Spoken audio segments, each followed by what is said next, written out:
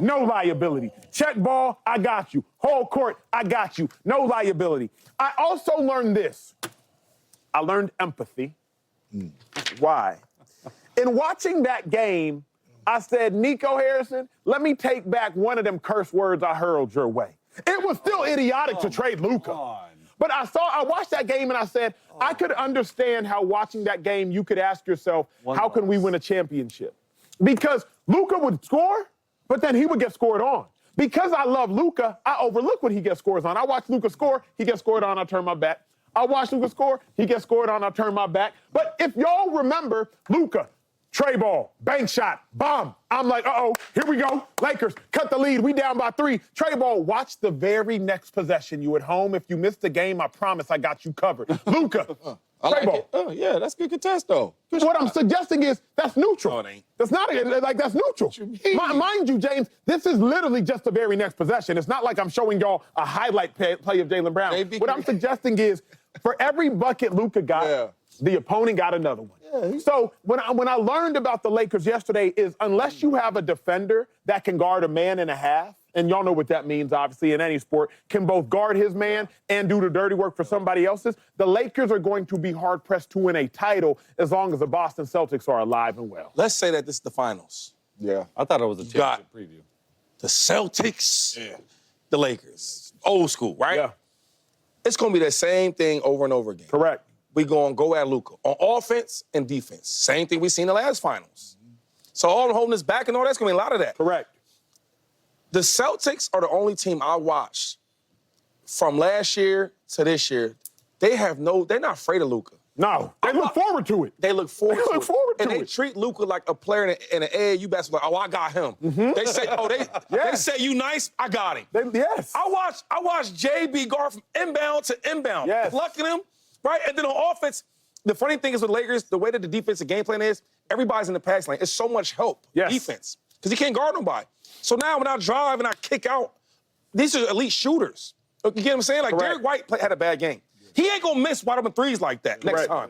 And it's like now you have to help out Luka so much on defense. You get these guys spot up shots, and then on a defensive end, from 1 to 5 they can guard him. I watched Al Horford. Correct. He like James' age. Not afraid to just guard Luka. Correct. You know what I'm saying? So everything I said to you before, y'all thought I was tripping. I say, the tandem. I say, if you take out the names and resume, you just watch the game of basketball, I am taking the defending champs, JB and JT, before I'm taking LeBron and Luka. And if you thought I was tripping, watch the game. No lies told. But no lies yesterday. James, absolutely no lies told. Again, I don't know if I said it fervently enough. The Celtics looked forward to guarding Luka. Look, like Jaylen Brown had no fear in his eyes, no trepidation, no fear. Al Horford saw Luka and said, bet, and so what? That's how we say it. And so what? Like, no fear, no trepidation. And the last point before I let James go, another thing is this. We kept talking about Austin Reeves, right? Going up and down about him. So I said, what happens when, we put Drew Holiday on you. Or Derek White. However y'all want to cut it. Derek White. You get what I'm saying? Boy. I didn't learn too much. The Celtics have... Oh, you felt the class then, dog. No. The Celtics have a really good basketball pop quiz. team, It ain't and the they final. can defend 1 through 5. They had a heck of a game. Right? They did play the Lakers before, and the Lakers beat them. Right? This was a basketball game that they dominated. They put pressure on them, like you said, Shady, from inbound to inbound. They caused 14 turnovers, right, and had 16 points, strictly because of the way they was playing defensive and active hands.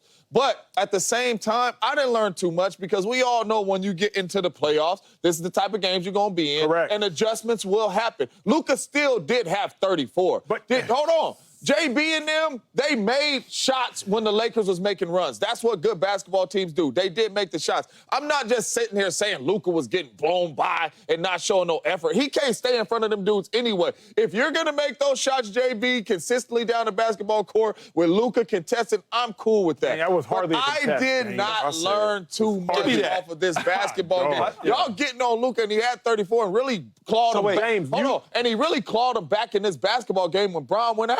Not all 34s are created equal, James. Luke's claw, beg, plead, and cry for his 34. No, because the difference is this, and when I was talking to, and he wouldn't mind me sharing this, when I was talking to Rich Paul about the trade, about the AD Luke trade. I was like, how in the world you trade Luka? That don't make no sense. And he said the thought process is Luka will score 34, but his opponent will score 31. And so while Luka's scoring 34, he's allowing 31. His context was AD will score 28, but he'll allow 19 or 20. So, yes, Luka scored 34, but like Shady said, like I said, like Chase watched, like you at home definitely watched.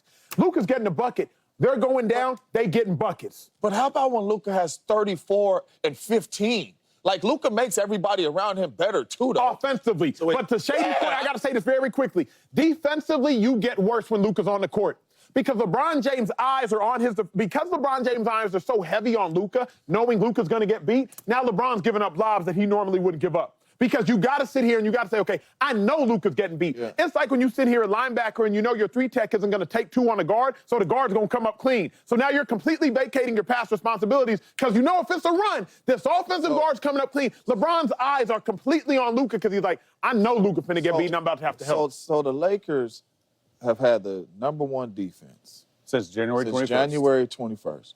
And this one game got you going all the way. What about the game before that, James? What about Jalen Brunson dropping 40? They won, though. What about the game before that? Acho, and after that game, you came on this show with Slick. Yeah. And you said the greatest things about the Lakers and them being. Oh, I wasn't here for that. I know. Oh, no, you should have heard him. I would have definitely said something about that. And them being one of the greatest duos. And this one game. And what was the response? What was the response, which is why Jaylen Brown made me a lot of money? Slick said, and I respect Slick's basketball opinion, the Lakers struggle with the dribble penetrator and a guy who can shoot a mid-range. That's why I bet JB going over 25.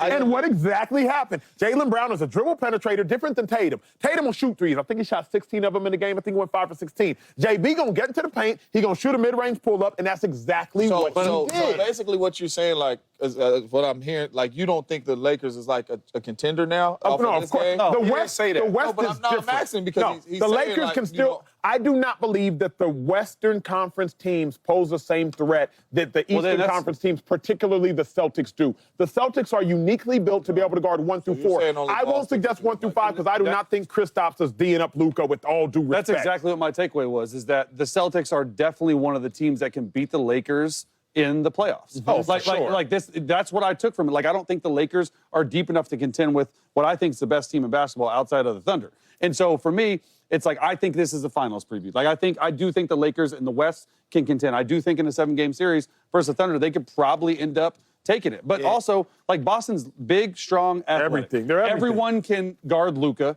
okay? From Brown, Tatum, Derek White, and they want Holiday. to. And I think for them, they make it hard for the Lakers to penetrate to the paint. Yes. And if they're taking away Luka and LeBron and Austin Reeves doesn't play like that, like their big 3, as you're saying, that's a problem for me. So this is one, check it off the list. The Celtics, they can beat the Lakers in the playoffs. Yeah. And I think in the finals, 4-2 or 4-1. Oh. Something like that. Make it. If the Lakers make it. It'll be hard. Like that.